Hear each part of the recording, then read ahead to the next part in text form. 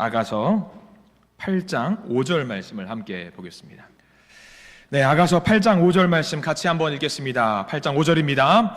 그의 사랑하는 자를 의지하고 거친 들에서 올라오는 여자가 누구인가?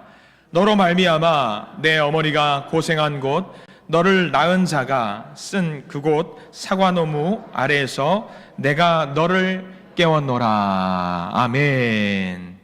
자, 오늘 말씀 제목은요, 주님을 의지하고 올라오라 라는 말씀으로 은혜를 좀 나누려고 합니다.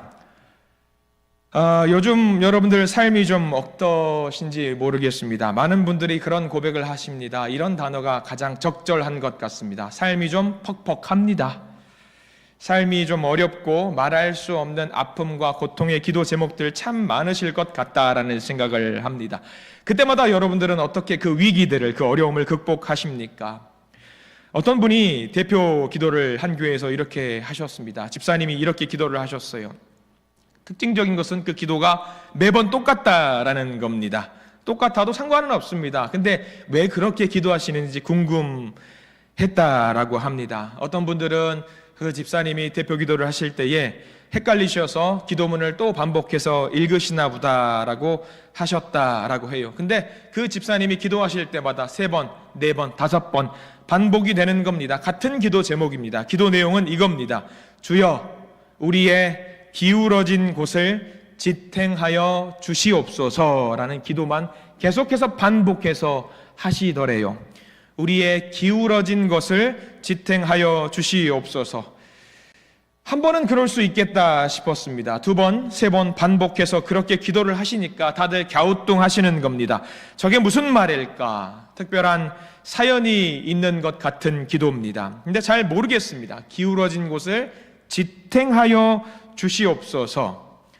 이제 목사님도 그 기도 제목이 너무 궁금해지셨습니다. 무슨 의미가 있는 기도인지 그래서 집사님께 물어보셨답니다. 집사님, 왜 항상 토시 하나 바꾸지 않고 똑같은 기도를 하십니까? 그것도 되게 간단한 기도인데 무슨 의미를 담고 있습니까? 라고 물어보셨습니다. 그래서 그 집사님이 대답을 하셨습니다. 목사님, 아시겠지만 제가 농부예요. 농부인데 농사 지어요. 저희 집안 대대로 농사를 짓는데 저희 집안 대대로 농사를 지을 때 가장 중요하게 생각했던 것이 하나 있습니다. 창고예요. 우리 농장에 있는 그 밭에 논두렁에 가운데 가 보면은요, 논두렁에 헛간이 하나 있습니다. 창고가 있지요. 튼실한 창고고요. 저보다 나이가 더 있는 창고예요. 근데 그 창고가 우리 아버지 그리고 우리 할아버지 때도 폭풍우가 있을 때에도 악천후가 있을 때도 잘 이겨낸 헛간이에요. 창고입니다. 그 헛간이 있어야지만 이 농사를 잘 지을 수가 있어요. 근데 지난주에 가보니까 헛간 한쪽 축이 좀 기울어진 것을 발견했어요. 몇 달 전에 대수롭지 않은 것 같아서 넘어갔는데 지난주에 보니까 확실하게 기울어졌다라는 것을 알게 됐어요. 그래서 그것을 인지했던 몇 달 전부터 그 기도 제목을 가지고 기도를 했던 겁니다 라고 이야기를 하는 거죠. 그러시군요. 그러면 집사님, 그 헛간에 가셔서 그러면 몇 달 전에 발견하셨으니까 보강도 하시고 좀 올리려고 세우기도 하셨을 것 같은데요. 맞아요. 맞습니다. 헛간이 기울어진 것을 보고 헛간이 알아서 일어나겠지 그런 생각 절대 못하고요.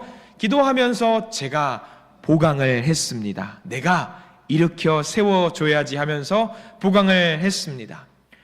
그렇게 보강을 하고 나니까 걱정이 생겼어요, 목사님. 무슨 걱정이요? 내 축인데 한쪽 축이 기울어졌다라는 것은 나머지 세 축도 주저앉을 수 있겠네라는 생각이 들면서 그 기도를 계속 하게 된 겁니다. 주님, 보강하게 해주세요. 기울어진 것을 주님께서 지탱해 주세요라고 말씀을 하시더라는 거예요. 그제서 모든 성도님들이 그 기도가 그 기도구나라는 이야기를 하고 이해를 했다라는 겁니다. 근데 이 이야기를 가만 보고 있어 보니까 우리의 삶의 이야기하고 동일한 것 같다라는 생각이 들었습니다. 오랜 시간 그분의 농사 일을 대대손손 함께 했던 헛간이고 창고, 중요한 건물이지요. 그게 넘어지고 기울어지면 스스로 일어설 수 없기 때문에 누군가 그것을 보강해주고 세워주어야 한다라는 삶의 진리가 담겨있는 이야기입니다. 바른 생각입니다. 누군가 세워야 됩니다. 기울어지면 문제가 됩니다. 가만두면 더 큰 문제가 되지요. 근데 이게 우리 삶의 이야기하고 똑같습니다. 많은 사람들이 무슨 생각을 하냐면 내가 헛간이고 내가 없으면 그 농사를 성공하느냐, 그 농사가 성공하느냐 실패하느냐, 그 헛간이 중요한 역할을 한다. 내가 헛간이구나. 자기가 없으면 농사가 망가지는 거구나 라고 생각을 한다라는 거예요. 뭐냐면 헛간 스스로가, 그 창고 스스로가 내가 대단하지라는 생각을 하게 된다라는 겁니다. 내가 대단하고 내가 능력이 있지, 내가 없으면 안 되지. 우리 신앙생활 할 때도 그렇다는 겁니다. 내가 하나님을 향해 열심히 예배하니까 하나님이 계시는 거 아닌가? 오해입니다. 내가 열심히 살고 있으니까 내 삶을 통해서 하나님께서 영광 받으시는 거 아니신가? 오해입니다. 절대로 아닙니다. 우리는 헛간 맞습니다. 창고입니다. 다만 넘어지면은요, 우리는 우리 자신을 절대로 일으켜 세울 수가 없습니다. 그 헛간이 무너지기 시작하면은요, 도움을 받았던 농부의 손이 간절히 필요합니다. 우리도 마찬가지예요. 우리가 기울어질 때에 무엇이 필요하냐? 우리에게 무엇이 필요하냐? 우리의 농부 되어주신 하나님께서 우리를 지탱해 주셔야 하고요, 우리를 보강해 주셔야 하고요, 우리를 살펴주셔야 합니다. 그래서 그 농부 집사님처럼 우리도 뭐라고 기도를 해야 되느냐? 주님, 우리의 기울어진 그곳을 지탱하여 주시옵소서. 우리의 기울어진 그곳을 보강해 주시고 다시 한번 세워 주시옵소서. 이 기도가 정말 중요한 기도입니다. 우리는 대부분 내가 할 수 있다라고 생각을 합니다. 문제라고 생각을 하지 않고요, 이 정도면 괜찮은 거 아닌가? 이 정도면 괜찮지 않은가 생각을 합니다. 아닙니다. 그렇지 않습니다. 이미 우리는요, 심각하게 무너졌고요, 우리의 삶은요, 가라앉고 있고요, 기울어지고 있습니다.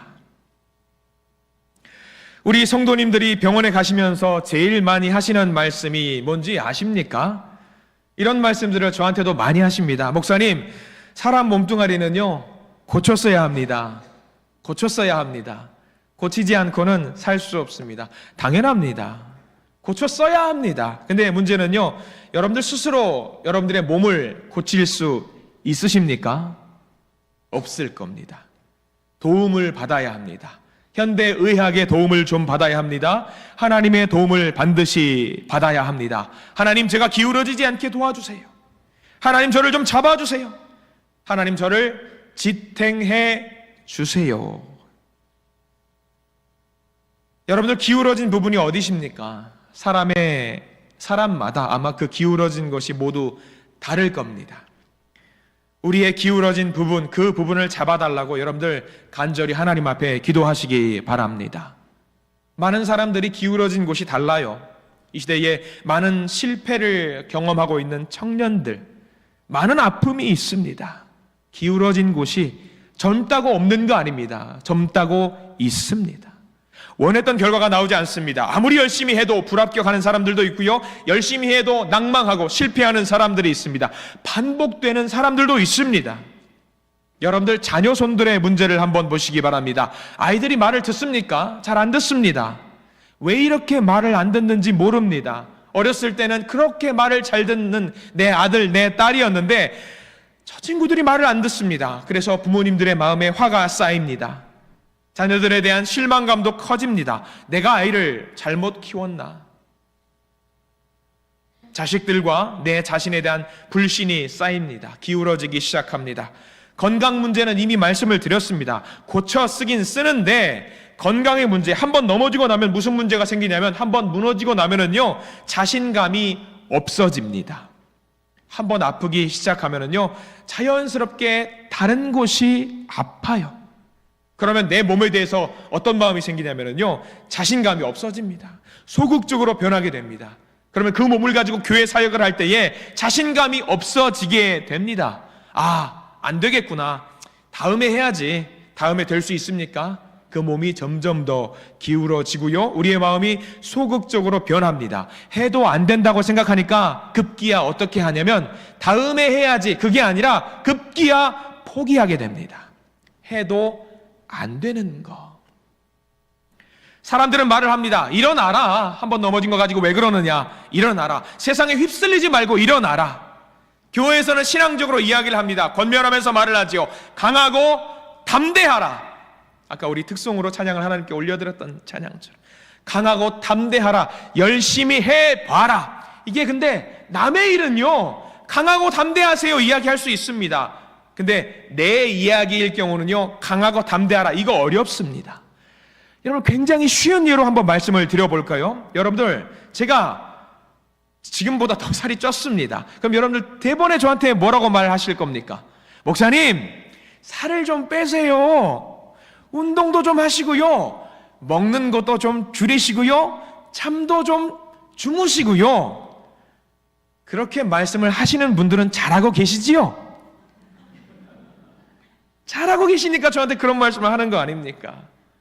다른 사람의 이야기면은요 강하고 담대하라 이야기합니다. 내 이야기면 이게 돼요 안 돼요? 잘 안 됩니다. 조언을 할 겁니다. 낭망한 성도, 기울어진 성도한테 강하고 담대하십시오. 힘들다고요. 아니 강하고 담대하십시오. 힘들다고요. 내가 무너지니까 다 포기하고 싶잖아요. 괴롭다, 힘들다, 더 못하겠다. 힘들고 어려우니까 할 만큼 다 했으니까 이 정도면 됐다. 그 다음은 뭐죠? 이제 더 안 할랍니다. 기울어지면은요, 하나가 기울어지면 다른 쪽도 기울어지게 되고요, 또 다른 쪽도 기울어지고 또 다른 쪽도 기울어지고.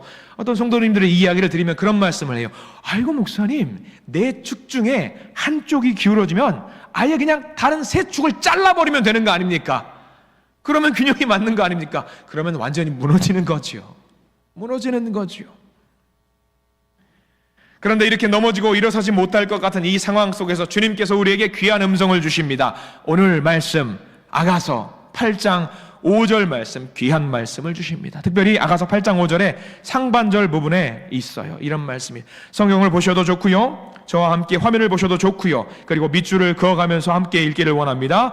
8장 5절 상반절입니다. 시작. 그의 사랑하는 자를 의지하고 거친 들에서 올라오는 여자가 누구인가. 아멘. 여기까지만 보겠습니다.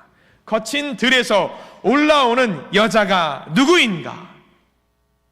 거친 들, 거친 들. 이스라엘 땅에 특징이 있습니다. 넓은 광야, 메마른 광야가 펼쳐지다가 목초지대가 생겨요. 근데 그 목초지대가 광야에서 이어지는 것이 아니라 갑자기 경사가 진 오르막길로 만들어지는 경우가 굉장히 많이 있어요. 경사가 대단해서요 쉽게 못 올라갑니다. 우리 울산에도 그런 산이 하나 있죠. 어떤 산입니까? 문수산에 그런 경우가 있다라고 하더라고요. 그래서 올라가다가 무슨 고개가 있다고 하죠? 깔딱고개. 가보신 분들은 아실 겁니다. 저는 못 가봤습니다. 들었습니다.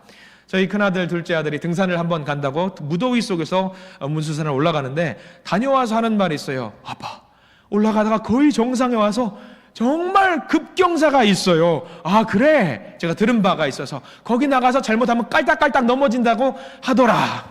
그래서 깔딱고개라고 하더라. 그런 이야기를 하는 거예요. 마치 그거 상상하시면 돼요. 이스라엘은요 넓은 광야가 펼쳐지다가 갑자기 급경사의 목초지대가 있어요. 양들이 풀을 뜯어 먹으려고 가다가 광야를 넘어서 저기 먹을 수 있는 이끼와 풀들이 있구나. 근데 거기가 어떻다라는 거예요. 급경사예요. 올라가기 쉽지 않습니다.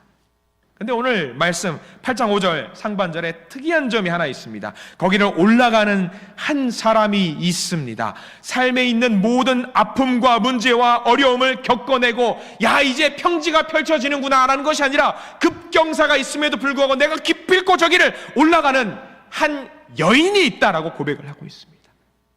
근데 그 여인이 어떻게 올라오는지를 잘 보십시오. 8장 5절 말씀 잘 보셔야 되는데 저기 밑줄을 반드시 그으십시오. 그의 사랑하는 자를 의지하고, 그의 사랑하는 자를 의지하고 그 급경사를 올라갑니다. 그냥은 못 올라갑니다. 못 올라갑니다. 무슨 힘이 있어요? 못 올라갑니다. 근데 연약하니까, 힘이 없으니까 못 올라가는데 어떻게 올라갈 수 있느냐? 그의 사랑하는 자를 의지하면 아무리 그 힘든 일이라고 할지라도, 어려운 곳이라고 할지라도 능히 올라갈 수 있다라는 겁니다.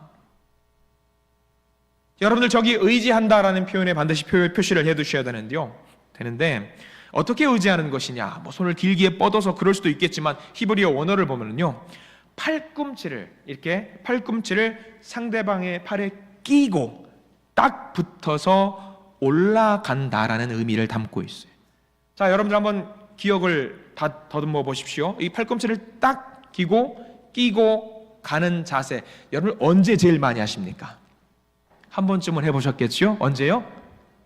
결혼식 때. 결혼을 안 해보셨나 봅니다. 아니면은 자녀손들이 결혼할 때, 따님들 결혼할 때에 팔짱을 이렇게 끼고 간다든가 하는 경우 있습니다. 왜 이렇게 합니까? 내가 왜 그 상대방한테 이 팔짱을 이렇게 팔꿈치를 내주죠? 딱 하나입니다.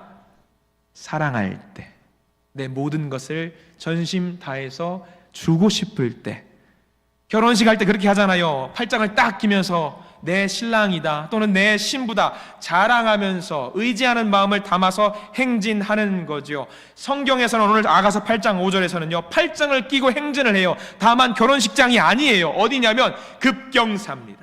거친 들이에요. 거기서 행진을 한다라는 이야기죠. 이 신랑과 신부의 사랑 이야기, 누구 이야기예요? 오늘 아가서의 말씀은요, 표면적으로는 솔로몬과 그 아내 술람미 여인을 두고 하는 이야기이긴 합니다만 함축적으로는 누구를 의미하냐면 우리 하나님을 의지하는 우리들을 이야기하는 겁니다. 하나님과 나의 이야기예요. 오늘 말씀의 핵심이 그겁니다. 아무리 약하고 우리가 부족하고 어렵고 기울어지고 쓰러질 것 같지만 우리가 그 거친 들을, 경사를 올라갈 수 있는 이유는 뭐냐? 우리 하나님께서 팔꿈치를 내주시고 우리가 그 팔꿈치를 의지해서, 사랑하는 주님을 의지해서 올라갈 수 있기 때문에 그 삶의 어려운 상황도 능히 극복할 수 있다라는 이야기입니다. 여러분, 이 말씀을 우리의 심장에 새기시기를 간절히 축원합니다. 아가서 8장 5절 상반절을 다시 한번 우리에게 주시는 말씀으로 한번 읽어보기를 소망합니다. 같이 한번 읽습니다. 그의 사랑하는 자를 의지하고 거친 들에서 올라오는 여자가 누구인가? 납니다. 나 주님, 저예요. 저. 이 말씀이 우리의 온 몸과 마음과 정신과 영혼을 지배하게 되기를 간절히 소망합니다. 이 말씀을 매일 묵상하십시오. 하루도 놓치지 마시고 이 말씀을 한 주간 새기고 기억하시기 바랍니다. 그런데 8장 5절 상반절 말씀은요, 질문입니다. 물어보는 거예요. 그의 사랑하는 자를 의지하고 거친 들에서 올라오는 사람이 누구입니까? 바로 우리 아닙니까? 나예요. 하나님이 지금 부르시는 사람, 찾으시는 사람, 그의 사랑하는 사람, 팔꿈치를 붙이고 함께 걸어오는 자 누구냐? 나입니다. 나 주님. 주님과 함께라면 이 역경을, 어려움을 극복할 수 있습니다. 이겨낼 수 있습니다. 그런데 여기서 우리가 착각하지 말아야 될 것이 하나 있습니다. 그 들판을 올라가는데 내 힘으로 올라가는 겁니까? 내 힘으로 못 올라갑니다. 팔꿈치를 의지해서 올라가요. 우리 능력으로 하는 것이 아닙니다. 우리가 뭔가 능력이 있어서 그 급경사를, 어려움을 극복하는 것이 아니라 우리가 믿음이 있어서 우리 믿음으로 우리 할 수 있는, 우리가 하는 것이 아니에요. 이 8장 5절의 하반절 말씀을 잘 보셔야 합니다. 아가서 8장 5절 하반절 같이 한번 읽기를 소망합니다. 너로 말미암아 내 어머니가 고생한 곳, 너를 낳은 자가 애쓴 그곳 사과나무 아래에서 내가 너를 깨웠노라. 내가 너를 깨웠노라. 하나님께서 우리를 깨우셨기 때문에 나의 사랑하는 자가 나를 깨웠기 때문에, 여기 깨웠노라도 반드시 표시를 해두세요. 깨웠노라. 히브리어 원어는요, 사랑하는 감정을 일으켰다라는 말이에요. 사랑하는 감정을 일으켰다. 사랑이 없었어요. 메말랐어요. 나 어떡하지? 이거 어떻게 할 수 있지? 내가 어떻게 극복하지? 그 상황 속에서 하나님께서 팔꿈치를 내어주시면서 사랑하는 마음을 일깨워 주셨다라는 이야기입니다. 여러분들, 사랑하는 마음이 있으면요, 사랑의 감정이 있으면요, 그 사랑으로 뭐든지 할 수 있습니다. 뭐든지 할 수 있어요. 사랑에 빠지면 뭐든지 좋게 보이고 뭐든지 해낼 수 있고 뭐든지 극복할 수 있어요. 그래서 우리를 사랑하시는 주님께서 우리 마음을 흔들어 주셔서 우리를 깨워 주시는 거예요. 세상을 사랑하는 것이 아니라 나를 사랑해라. 세상에 찌들어 있지 말고 나를 사랑해라. 사랑의 감정을 잃어버린 것과 같은 우리에게 오셔서 사랑하는 마음을 흔들어서 일깨워 주신다라는 이야기예요. 근데 그 장소가 어디냐면요, 내 어머니가 고생한 곳, 너를 낳은 자가 애쓴 그 곳, 어려움의 그 자리, 힘든 그 자리, 눈물의 그 자리, 그 자리에서 예배를 통해서, 찬양을 통해서, 기도를 통해서 하나님과 만날 수 있는 모든 방법을 통해서 하나님께서 우리를 만나 주시는데, 그 자리에서 우리를 깨워 주신다고 하십니다.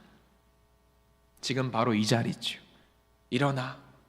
일어나서 나와 동행하자. 너의 앞에 있는 거친 들을 올라가는 그 어려운 일을 내가 너와 지금 함께 하려고 한다. 내 팔꿈치를 의지해서 나와 같이 가자. 일어나라, 깨어나라. 아마 주님께서 이런 말씀을 하셨다라고 한다면요, 좀 더 부드럽게 하셨겠죠. 사랑스럽게 하셨겠죠. 이 세상, 우리를 공격하고 쓰러뜨리려고 하는 우리를 억압하고 그런 것들이 너무나도 많은 이 세상, 우리는 어떻게 삽니까? 세상이 얼마나 험한지 성경이 여기저기에서 많이 기록을 하고 있어요. 저는 이 부분을 한번 꼽아 보는데, 창세기 49장 23절에 이런 말씀들이 있어요. 세상에 우리를 살기 어렵게 만드는 그 상황들, 그 일들이 창세기 49장 23절 마치 화살과 활에 대한 이야기를 하는 것 같다란 말이죠. 창세기 49장 23절 말씀을 먼저 한번 읽어보겠습니다. 함께 읽습니다. 활 쏘는 자가 그를 학대하며 적개심을 가지고 그를 쏘았으나. 세상에 그렇습니다. 그리스도인들로 살아가는 것이 이렇게 활을 쏘고 그 활을 맞는 것처럼 힘들다라고 합니다. 너무 어려운 일들이 많이 있어요. 저는 목사입니다. 목사로 살아가면서 가장 속상하던 때가 언제였을까? 과거에 교회가 탄압을 받을 때였습니다. 코로나 때는 힘들지 않았어요. 근데 코로나로 인해서 교회가 탄압을 받을 때 그렇게 힘들더라고요. 왜 힘들었느냐? 그래요. 우리가 있는 그 자리에서 예배를 드리는 건 문제가 되지 않습니다. 근데 뭐였냐면, 서울에서 사역을 하면서 한 곳을 지나가는데 노상에 포차라고 하는 그런 것들 있죠. 뭐 포장마차처럼 만들어 놓은 운집하는 거리가 있었습니다. 거기를 지나가는데 아무도 마스크를 쓰지 않고 검사도 하지 않고 다 술을 마시면서 흥청망청 놀고 있더라고요. 놀 수 있죠. 근데 저는 거기서 놀랐던 것은요, 마스크를 쓰는 사람이 한 명도 없이 노는데 아무도 뭐라고 그러는 사람이 없었어요. 그런데 그날 저녁 TV에서 뉴스를 보는데 교회에서 마스크 쓰지 않았다고 그렇게 난리를 피우는 거예요. 아니, 왜 저기 노상포차에 있는 사람들은 뭐라고 하지 않으면서 교회만 저렇게 화살을 쏘고 있나? 너무 속상하더라고요. 제 마음에 화살이 꽂히는 것 같은 그런 기분이 들었습니다. 과거 이야기잖아요. 자, 넘어가죠. 지금은 어떨 것 같아요? 지금 너무나도 마음이 아파요. 지금은 다른 문제가 우리 교회를 향해서 화살을 쏘고 있더라고요. 지난 한 주간 친구와 잠깐 대화를 할 일이 있었습니다. 지금 여러분들 뉴스를 보시면은요, 많은 그리스도인들이 사실 거룩한 분노라는 게 있습니다. 저는 분노 중에서도 세상을 향해서 쓸데없는 분노를 하는 경우도 있겠지만, 우리 그리스도인들이 거룩한 분노를 들끓어 올려서 저들을 책망하고 비난하고 저들에게 오히려 예수 그리스도의 화살을 쏴야 되는 경우가 있다라고 생각을 합니다. 거룩한 분노죠. 왜? 우리 하나님을 욕되게 했을 때는 우리는 분노감을 표출해야 합니다. 신문을 보면서 요즘 신천지나 통일교와 같은 이단들이 문제가 된다고 연일 뉴스 매체를 통해서 기사화하고 있습니다. 저는 좋은 일이라고 생각합니다. 적그리스도는 박멸하고 제거해야 된다고 생각을 해요. 근데 최근에 제 친구들과 대화를 하다가, 세상 친구들입니다, 제가 목사인 것을 아니까 조심스럽게 물어보더라고요. 너는 목사잖아. 코로나 때도 그렇게 교회가 문제가 되었는데 요즘은 또 이래저래 뉴스에 교회가 참 많이 문제를 일으키는 것 같다. 너 괜찮냐? 속상하지 않냐? 그런 질문을 저에게 하는 거예요. 한참을 듣다 보니까 왜 내가 저거 가지고 속상해야지? 잘된 일이고 저들을 박멸해야 되는데 하면서 돌려서 생각을 해보니까 한 대 얻어맞은 것 같은 기분이 드는 거예요. 야, 너 혹시 쟤네들이랑 나랑 같다라고 생각하니? 쟤네들도 교회잖아. 니네들도 교회잖아 라고 이야기를 하는 순간 아차 생각이 드는 거예요. 얼마나 그 지난주 통화를 하면서 속상을 했는지, 야, 진짜 마지막 때가 됐구나 라고 설명을 길게 하는 거예요. 길게 했어요. 그러면서 그 친구 설명을 듣고 하는 말이, 그 친구가 야, 그래도 같은 교회잖아 라는 이야기를 하는 거예요. 너무 속상하더라고요. 그 말을 들으면서 제가 생각했습니다. 야, 우리가 정말 잘해야 되겠구나.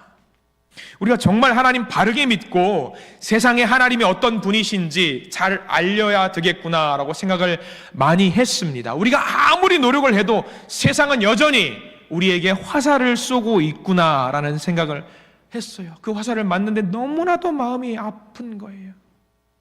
어쩌다 이렇게 됐는지 모르겠습니다. 그러니까 사람들이 교회를 질타하고 책망하고 교회와 거리를 두게 되는 것은 아닌가 생각을 했습니다. 여전히 교회가 여전히 공격을 당하고 있더라고요. 그런 식으로 아마 여러분들도 공격을 당하고 있는 것은 아닌가 생각을 해요. 그런데 하나님은 가만히 두지 않으십니다. 이렇게 어려울 때에 아가서 말씀을 주셨던 것처럼, 방금 우리가 창세기 49장 화살을 쏘는 그 맞는 기분으로 있을 때에 하나님은 가만히 두지 않으시고 우리에게 살 길을 열어주신다는 말씀이 계속해서 나오는데요, 창세기 49장 23절 말씀 계속해서 한번 봅니다. 활 쏘는 자가 그를 학대하며 적개심을 가지고 그를 쏘았으나, 그 뒤가 중요합니다. 49장 24절 말씀을 이어서 함께 보면서 읽기를 소망합니다. 함께 읽습니다. 요셉의 활은 도리어 굳세며 그의 팔은 힘이 있으니, 하나님의 백성 요셉의 활은 도리어 굳세며 그의 팔은 힘이 있으니, 적들의 화살을 무력화시키는데 어떻게 무력화시키느냐? 창세기 49장 24절 하반절에 이렇게 나와 있어요. 우리 같이 한번 24절 이어서 있는 말씀을 읽어봅니다. 함께 읽습니다. 요셉의 활은 도리어 굳세며 그의 팔은 힘이 있으니 이는 야곱의 전능자 이스라엘의 반석인 목자의 손을 힘입음이라. 아멘. 목자의 손을 힘입음이라. 우리는 혼자 못해요. 요셉도 혼자 못합니다. 어떻게 할 수 있다? 목자의 손을 힘입음이라. 이스라엘의 반석이신 목자의 힘을 의지했기 때문에 활이 굳세고 팔에 힘이 있어 적들을 이길 수 있다라는 이야기입니다. 내가 의지했던 전능하신 이스라엘의 하나님께서 요셉을 붙잡아 주셔서 저와 여러분들을 붙잡아 주셔서 지지 않고 이기게 만들어 주셨다라는 이야기입니다. 이게 얼마나 중요한 이야기인지 알아야 합니다. 우리가 하나님을 향해서 기도하며 나아가는 이유가 바로 여기 있습니다. 하나님이 우리를 붙잡아 주시고 하나님이 우리의 위기를 극복해 주시기 때문 아니겠습니까? 목자의 손이 우리를 붙잡아 이렇게 세워주시기 때문 아니겠습니까? 여러분들 저 말씀을 믿으시지요? 저 말씀을 두고 아멘 하실 수 있으시지요? 여러분들 아멘 하시면은요, 교회 문 박차고 나가면은 다 바뀌어요? 안 바뀌어요. 짜잔하고 바뀌어요? 아니, 주님께서 우리가 가는 모든 길 가운데 레드카펫 깔아주셔요? 절대 안 깔아주십니다. 밖에 나가 있으면은요, 여전해요. 여전히 오늘 아가서 말씀처럼, 아가서 8장 5절 말씀처럼 거친 들판이고요, 깔딱고개 마냥 급경사예요. 그럼 거기서 뭐 하실 겁니까? 확실한 것은요, 그 거친 들판을 이겨낼 힘이 우리에게는 없어요. 화살을 쏠 힘이 없어요. 적들이 쏜 화살을 잡을 힘이 없습니다. 내가 스스로 깨어날 수 없습니다. 그 넓은 농장에 무너진 헛간이 스스로 일어날 힘이 없습니다. 내 기울어진 것을 내 혼자 힘으로 바꾸지 못합니다. 중요한 것은 나를 사랑하는 자, 그분이, 우리 주님께서 우리와 함께 해주시고 그분이 우리를 깨워주신다라는 사실입니다. 나를 사랑하시는 그분 하나님 의지해서 거친 들을 힘차게 올라갈 수 있는 그 삶이 저와 여러분들의 삶인 줄 믿으시기 바랍니다. 이 시간 예배가 왜 중요할까요? 내가 예배를 한번 드렸으니까 사람들이 나를 알아주겠지? 하나님이 나를 인정해 주시겠지? 아니요. 세상 사람들이 인정해 주는 건 말고요. 그저 하나님께서 우리와 함께 하시고 하나님이 우리의 사랑의 마음을, 우리 마음속에 있는 사랑의 마음을 일깨워 주신대요. 그 일깨워 주는 그 사랑의 마음을 가지고 주님의 팔꿈치를 잡고 한 주간 올라갈 수 있는 힘과 능력을 주신답니다. 얼마나 감사합니까? 그래서 오늘 말씀을 잘 기억하셔야 합니다. 그의 사랑하는 자를 의지하고 거친 들에서 올라오는 여자가 누구냐? 주님, 저예요. 이런 고백을 하시기를 소망합니다. 그곳이 비록 거친 들판일지라도 사랑하는 여인의 팔꿈치를 잡아서 안전하게 돌보시는, 안전한 피난처로 인도하시는 하나님을 온전히 의지하시는 저와 여러분들 되시기를 소망합니다. 하나님의 손을 의지했던 아가서의 저자 솔로몬, 이 솔로몬의 고백이 바로 저와 여러분들의 사랑의 고백이 되기를 간절히 축원합니다. 기도하겠습니다.